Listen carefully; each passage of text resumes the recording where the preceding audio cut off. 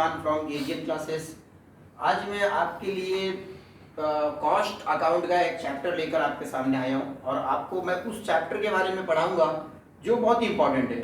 आपके सिलेबस में ये 20 मार्क्स का चैप्टर है और आपको ये 20 मार्क्स जो है वो कंफर्म दिला के रहूँगा मैं, क्योंकि मैं जब कोई चीज़ स्टूडेंट के साथ शेयर करता हूँ, देखो हर प्रोफेसर का एक फंडा होता है, वो स्टूडेंट्स को पढ़ाना चाहते हैं, लेकिन मैं थोड़ा अलग ही कॉन्सेप्ट का मतलब सोचने वाला हूँ। मैं ये नहीं सोचता हूँ कि मैं स्टूडेंट को पढ़ाना नहीं, उनको सिखाना चाहता हूँ, उनको सिखा देना चाहता हूँ ताकि वो मतलब अगर कोई स्टूडेंट पढ़ता है तो वो बस एक लिमिट तक पढ़ता है, लेकिन अगर वो सीख जाता है तो उसके सामने कोई भी चीज़ें आ जाए वो उसको कर गुजरता है।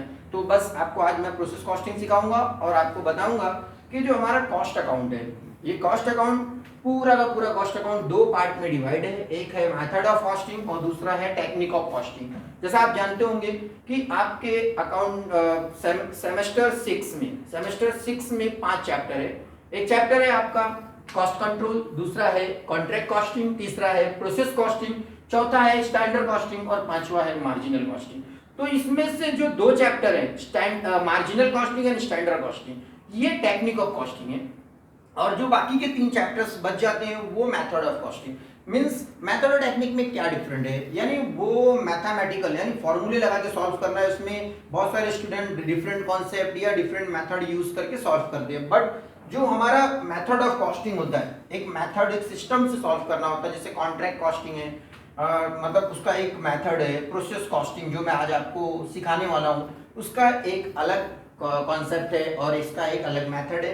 तो सबसे पहले मैं आपको बता दूं कि प्रोसेस कॉस्टिंग की क्यों रिक्वायरमेंट हुई मैन्युफैक्चरर को, या मतलब इस प्रोसेस कॉस्टिंग का क्या इंपॉर्टेंस है, किस तरह से हम लोग प्रोसेस कॉस्टिंग को अपनी प्रैक्टिकल लाइफ में या मैन्युफैक्चरर हो गए बिजनेसमैन किस तरह से इसको यूज करते हैं, उनका क्या बेनिफिट है।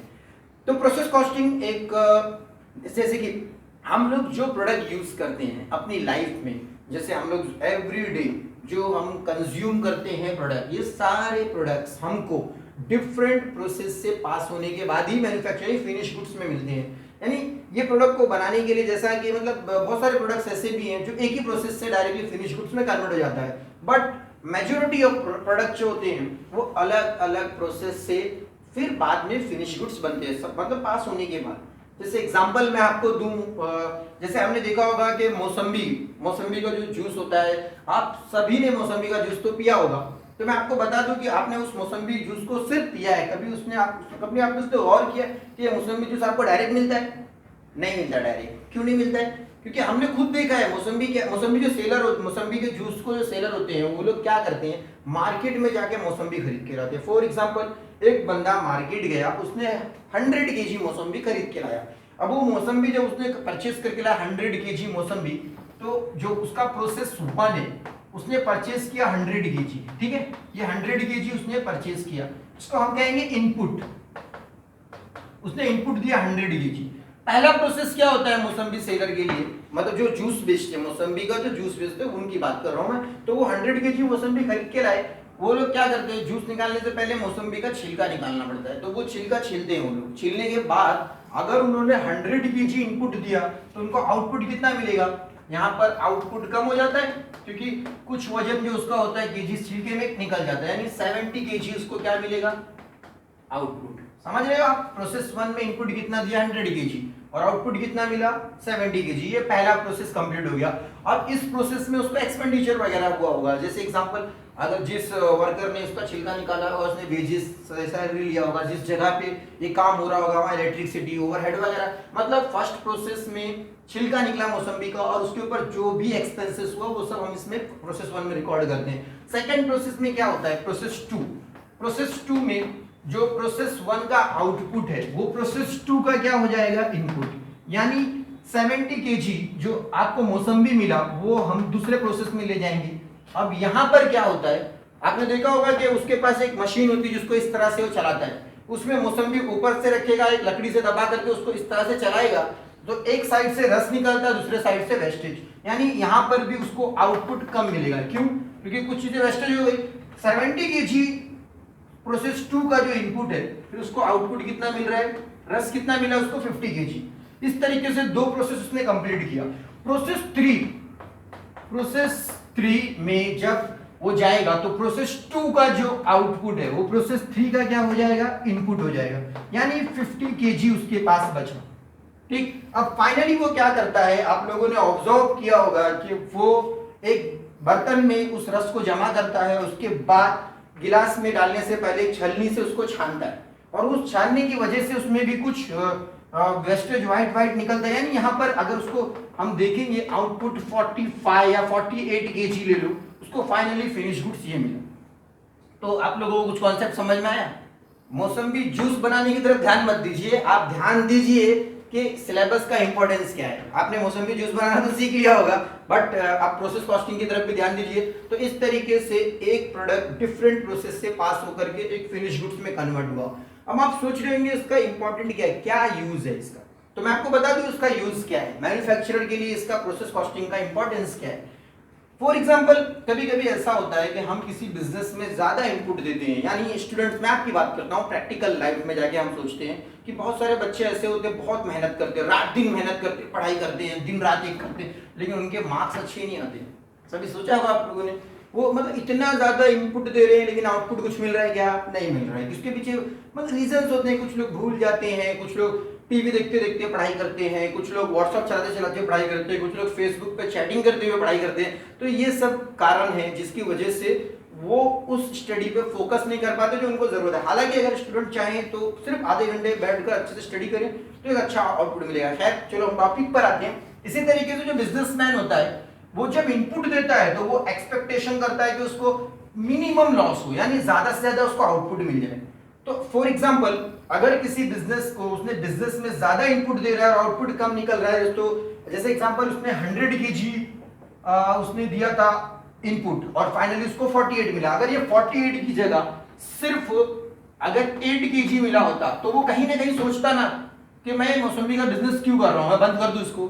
तो वो इन्वेस्टिगेशन करता है कि किस प्रोसेस में उसको ज्यादा नुकसान हो रहा है। यानी अभी जैसे आपको एग्जांपल दूं तो मैं या मौसम्बी सेलर क्या देखेगा कि वर्कर को पूछेगा, भाई मैंने आपको 100 केजी यहाँ पर मौसम्बी लाकर दिया था, आपने इतना कम क्यों दिया मुझे आउटपुट। तो अगर उसको डाउट जाएगा कि वर्कर कहीं छिलका निकालते निकालते मौसम्बी खा तो नहीं जाते, ऐसा कुछ डाउट जाएगा तो क्या करेगा, वहां सीसीटीवी कैमरे लगा देगा, फिर उसको रिडक्शन, मतलब कि जब उसको पता चलेगा इस प्रोसेस में मेरा नुकसान हो रहा है या इस प्रोसेस में मेरा नुकसान हो रहा है, तो उस प्रोसेस में इन्वेस्टिगेशन करके उस लॉस को मिनिमाइज करेगा। ये इंपॉर्टेंस है मैन्युफैक्चरर के लिए प्रोसेस कॉस्टिंग। अब इसको स्टूडेंट्स किस तरह से प्रिपेयर करते हैं मैं आपको सिखाता हूं, ताकि एग्जाम हॉल में आपको 20 आउट ऑफ 20 प्रोसेस कॉस्टिंग में लेने से कोई नहीं रोक सकता है। जिस आप थोड़ा सा ध्यान दीजिए, ये सम को आप देख लीजिए, ये क्वेश्चन है, क्वेश्चन नंबर 1, इसको मैं एक्सप्लेन करने वाला हूं। क्वेश्चन नंबर 1, ये क्वेश्चन आप अच्छे से देखिए। ये जो क्वेश्चन है इसका जो फोटो आपको वीडियो में मिल जाएगा। अब इस क्वेश्चन को किस तरह से सॉल्व करना, आइए हम वो सीखते हैं। मैं आपको फर्स्ट प्रोसेस पूरा एक्सप्लेन करूंगा डीपली, लाइक दैट आपको प्रोसेस 2 और प्रोसेस 3 होमवर्क के तौर पर घर पे करना है और सॉल्व करने के बाद मुझे व्हाट्सअप कर देना है, ठीक है। मैं आपको उसका रिप्लाई कर दूंगा। और देखिए अब इसको किस तरह से सॉल्व करना है। प्रोसेस 1 जो हम लोग प्रोसेस 1 बना रहे हैं, जैसे इस तरह से मैंने आपको बताया, इसमें 3 प्रोसेस बनेंगे, process 1 similar, process 2 similar, process 3। तो प्रोसेस 1 देखते हैं। सबसे पहले आपको क्वेश्चन में प्रोसेस 1 में इनपुट ढूंढना है। तो इस क्वेश्चन में इनपुट दिया है, हम इनपुट लिखेंगे यहाँ पे, इनपुट 6000 यूनिट्स गिवन, उसका कॉस्ट है 12000, यानी अगर हम उसको इससे डिवाइड करते हैं तो पर केजी 2 रुपीज पड़ेगा वो इनपुट, ठीक। अब पर केजी यूनिट पे, अब इस प्रोसेस में यानी प्रोसेस 1 में हमसे क्या क्या एक्सपेंडिचर हुए, यानी प्रोसेस 1 में हमने वेजेस पे किया वर्कर को 21000 का वेजेस दिया है, और इसमें हमको प्रोडक्शन ओवरहेड, यानी ये मतलब जो प्रोसेस प्रोडक्शन ओवरहेड में मतलब मैन्युफैक्चरिंग चार्जेस सब कुछ आ जाता है, इलेक्ट्रिसिटी से लेकर रेंट वगैरह सब कुछ इंक्लूड होता है इसमें। तो ये 9000 हमने पे किया है, ठीक है। इस तरह से सबसे पहले आपका इनपुट आना चाहिए, उसके बाद प्रोसेस 1 के एक्सपेंडिचर्स। फर्स्ट प्रोसेस के क्रेडिट साइड में पहला आइटम ऑलवेज आपको क्या लिखना है, नॉर्मल लॉस, नॉर्मल लॉस क्या होता है? तो ये एक तरह का एक्सपेक्टेशन होता है बिजनेसमैन। जैसे आपको मैं आपके बताऊं, जो स्टूडेंट्स होते हैं पेपर लिखने के बाद, जैसे एग्जांपल किसी स्टूडेंट ने 80 मार्क्स का पेपर अटेंड किया तो वो एक्सपेक्टेशन करता है कि मेरे को 60 आ जाएगा, है ना। तो और कुछ लोगों का एक्सपेक्टेशन होता है 70 आ जाएगा। क्यों ऐसा? 80 का पेपर अटेंड करने के बाद आप 70 60 का एक्सपेक्टेशन क्यों करते हो? आप 80 का करो ना।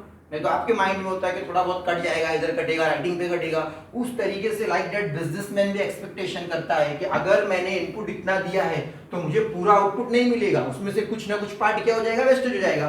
जैसे मैंने आपको मौसम्बी का एग्जांपल देके समझाया, यानी जैसे उसने मौसम्बी खरीद के लाया तो सारी मौसम्बी में रस निकले जरूरी तो नहीं है। कुछ मौसम्बी ऐसी भी हो सकती है बिना रस वाली। जैसे आपने कभी कभी नींबू मार्केट से लाया होगा, उसको कट किया होगा तो बिना रस का नींबू निकलता है। उसी तरीके से कुछ मौसम्बी, तो वेस्टेज को हम लोग क्या बोलते हैं अकाउंट की लैंग्वेज में? Normal loss. यानी 6000 इनपुट पे नॉर्मल लॉस इसने क्वेश्चन में दिया है 10%, यानी 600। और स्क्रैप पे उसको हमने जब रीसेल किया तो 6 पर यूनिट यानी 3600 हमको वापस से रिकवर हो जाएगा। यानी वो हम लोग स्क्रैप में सेल करके उतना पैसा रिकवर कर लेंगे। ठीक, अब आउटपुट दिया है क्वेश्चन में फर्स्ट प्रोसेस का, output transfer to process 2। First process का जो आउटपुट होता है वो प्रोसेस 2 का क्या होगा? इनपुट। जैसे इसी तरीके से सेम आप प्रोसेस 2 बनाएंगे। मैंने जैसा इनपुट यहाँ पे लिखा वो आप इनपुट, इसका आउटपुट कितना दिया? 5520। ठीक है, अब इस पहले प्रोसेस की सारी इंफॉर्मेशन यूज कर चुका हूं मैं। अब इसको क्लोज कैसे करना है, पहले प्रोसेस को टैली कैसे करना है, मैं आपको वो सिखाने वाला हूं। आपको ये चीज फिर से मैं आपके रिकॉल कर देता हूं कि सबसे पहले आपको डेबिट साइड में इनपुट लिखना है और उसके बाद एक्सपेंडिचर, प्रोसेस 1 में जो भी खर्चे होते हैं वो। क्रेडिट में पहला आइटम हमेशा क्या आता है? नॉर्मल लॉस, और वो इनपुट पे कैलकुलेट होता है। 10% था, 6000 का 10% 600, उसका स्क्रैप रेट था, मल्टीप्लाई करके अमाउंट बाहर आ गया, आउटपुट गिवन था। सबसे पहले इसमें टैली होता है यूनिट का कॉलम। यूनिट के कॉलम में हम ध्यान देंगे इधर, तो इधर पे 6000 है और इधर पे इन दोनों को ऐड करेंगे तो ये हो जाएगा 6120 हो जाएगा, 6120। यानी ये ज्यादा है डेबिट इस तरफ का 6120, है ना, इस साइड का ज्यादा है। जैसा आप देख रहे होंगे 6120, यहाँ पे 6000 है तो कितना कम है इस तरफ? 120। इसको हम लोग लिखते हैं अब नॉर्मल गेन। अगर यही यूनिट इस तरफ कम होता है यानी डेबिट का ज्यादा होता है तो यहाँ पे आप लोग लिखते थे अब नॉर्मल लॉस। क्रेडिट साइड में कम रहेगा अब नॉर्मल लॉस, डेबिट साइड में कम रहेगा अब नॉर्मल गेन। अब ये जो इसका पर यूनिट कॉस्ट और इसका पर यूनिट कॉस्ट वो निकालने के लिए हम ये फॉर्मूला यूज करेंगे। ये फॉर्मूला एक छोटा सा फॉर्मूला है, net amount divide by net unit. तो नेट अमाउंट कैसे निकलता है? तो नेट अमाउंट कैसे निकालने के लिए अब डेबिट के सारे अमाउंट को प्लस करना है। 12021, 12 प्लस 21 33, 33 प्लस 9 42, 42000 डेबिट का टोटल माइनस 3600। ये डेबिट के अमाउंट को प्लस करके क्रेडिट में सिर्फ ऑलवेज याद रखना नॉर्मल लॉस का रुपीस लेना है, उसको माइनस करके फिर यहाँ पर आएगा आपका नेट। ये अमाउंट यूनिट से ये यूनिट माइनस करना रहता है, यानी 6000 माइनस 600।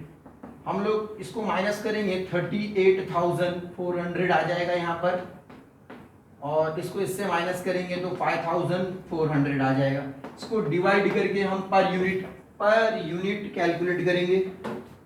जैसा कि आप देख रहे हो यहाँ पर 38400 डिवाइडेड बाय 5400 यानी 7.111111 कैलसी में से डिजिट आएंगे, वो आपको पूरा फुल डिजिट लेकर के इधर पे उसको रखना है पर यूनिट की जगह पर। यानी अब इसको मल्टीप्लाई करेंगे, इससे मल्टीप्लाई बाय 120 तो ये आपका आ जाएगा 853। ठीक है, 853 और इसको फिर हम लोग मल्टीप्लाई करेंगे 7.111111 को मल्टीप्लाई करना है 5520 से आउटपुट से, तो यहाँ पर आपका आ जाएगा 39,253। इस तरीके से हमारा ये प्रोसेस कंप्लीट हो जाएगा। इसमें तो इसको टैली कर देना है प्लस 39,000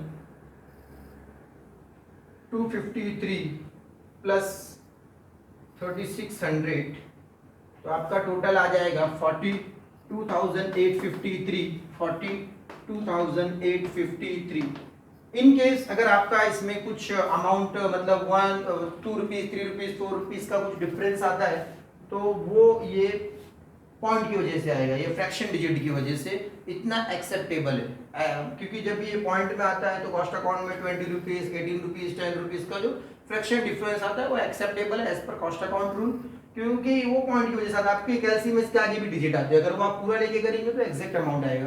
अब ये प्रोसेस आपका कंप्लीट हो गया, ये प्रोसेस आपको समझ में आ गया होगा। अब ये प्रोसेस का जो आउटपुट है वो सिमिलर ऐसा बना के हम प्रोसेस 2 में क्या लिखेंगे इनपुट में, और फिर प्रोसेस 2 की इंफॉर्मेशन यूज करके प्रोसेस 2 को इस तरह से कंप्लीट करेंगे, फिर प्रोसेस 3 को कंप्लीट करेंगे, और प्रोसेस 3 में यहाँ पर हम लोग बाय फिनिश गुड्स लिखेंगे क्योंकि उसके आगे कोई प्रोसेस नहीं है। तो आप को ये प्रोसेस कॉस्टिंग का जो ये चैप्टर है क्लियर समझ में आ गया। अगर इसके बाद भी अगर आपको कुछ डाउट है तो मैं आपको नेक्स्ट वीडियो में एक दूसरा क्वेश्चन सॉल्व करके दूंगा जिसमें आपका और भी डाउट क्लियर हो जाएगा। बस आप सभी स्टूडेंट से ये रिक्वेस्ट है कि इस हमारे चैनल को ज़्यादा से ज़्यादा लोगों को शेयर करें, ज़्यादा से ज़्यादा डीवाई स्टूडेंट को शेयर करें ताकि उनको भी हेल्प मिले, और इस चैनल को लाइक करें, सब्सक्राइब करें। अल्लाह हाफिज़।